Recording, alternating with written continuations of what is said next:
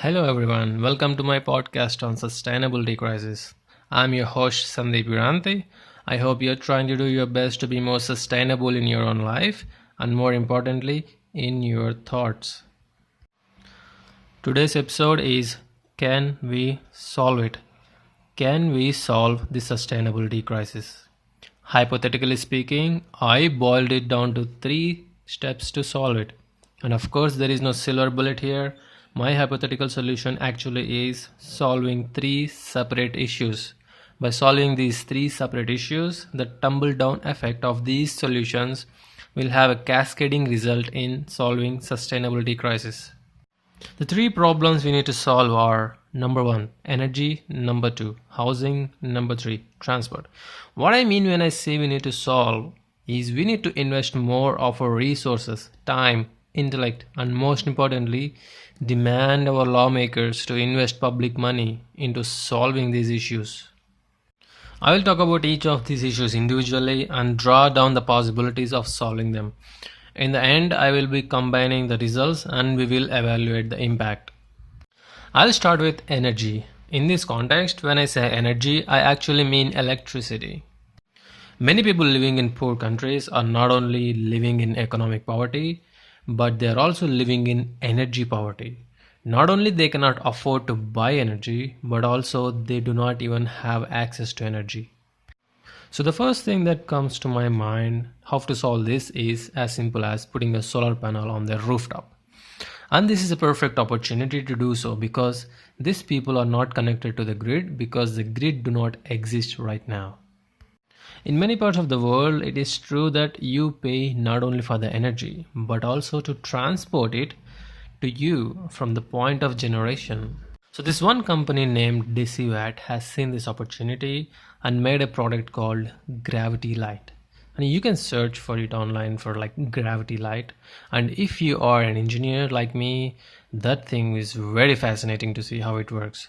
So basically it works with the help of gravity. This is what I mean when I say we need to invest more. And this is essentially decentralizing the power industry and getting freedom from big oil. In a rudimentary way, I call it democratizing energy because you do not pay the sun to shine or you do not pay the earth to generate gravity. But what about those of us who live in civilization with the luxury to flick a switch and magically the light comes on? We have the right to demand where the energy comes from, and we can demand that it should come from sustainable sources like wind, solar. I'm not a big fan of hydro due to its impact on river life, and it is also debatable if any source is sustainable at all or not. But according to me, if we can make the source 100% sustainable in the future, then I call it sustainable energy source. I just want to clarify that there is a difference between renewable and sustainable. So not all renewable energy sources are sustainable. So we do not pay for the wind to blow and we do not pay sun to shine every day. But the holy grail for sustainable energy is nuclear fusion. If you're not familiar with it, do not confuse it with nuclear fission, okay? But the problem with the fusion is it always seems to be a decade away. And then I asked myself, why are we not able to solve it? In this age of supercomputers and very smart people working on it for decades now. And guess what? It turns out we are not investing enough into make it happen. Instead of investing in oil companies to explore new oil fields, we need to invest in developing nuclear fusion, making solar panels more efficient, making wind turbines more efficient, and invest more in exploring alternative ways of energy storage besides chemical batteries. This snowball effect of investing more will eventually lead us to a point where energy is almost free because it will only get better and better with time and eventually energy will be democratized. Now I'll talk about transportation.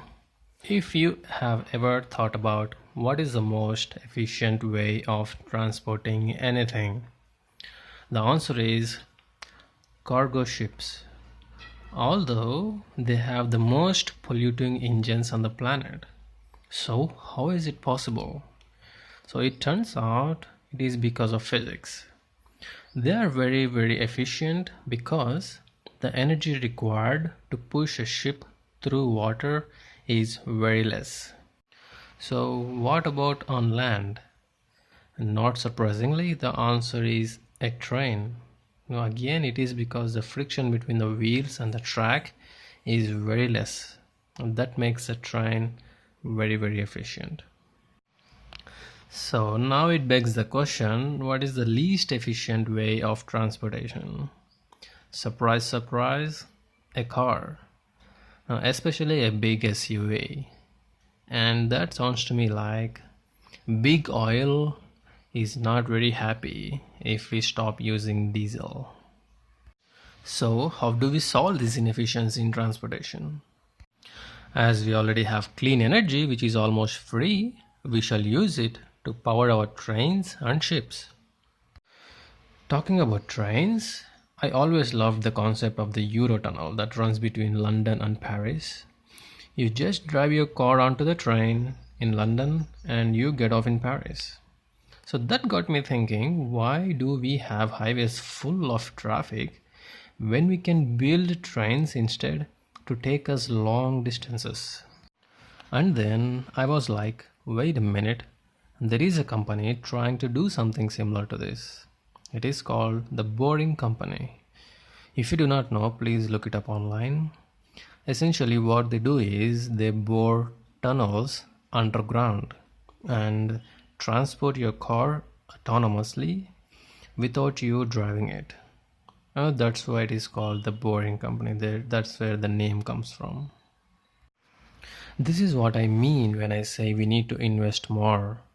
We need to invest more into technologies that are more efficient instead of constructing millions of kilometers of highways and then drive our very inefficient cars on them and then create very inefficient traffic jams. Finally, I will end with housing.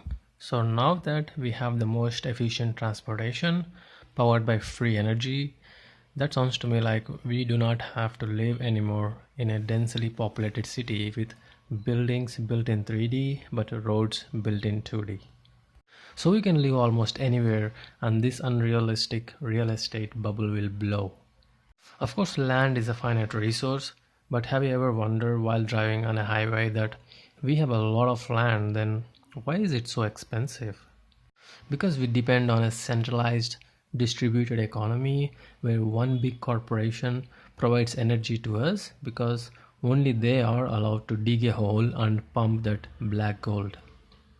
That making us to live close to the city, and when everyone wants to live in the same place, then the prices goes up. So democratizing energy will also democratizes housing, which is affordable or almost free. Many of us spend our whole lives paying a mortgage because it is very expensive in a city but not so much in a place far away.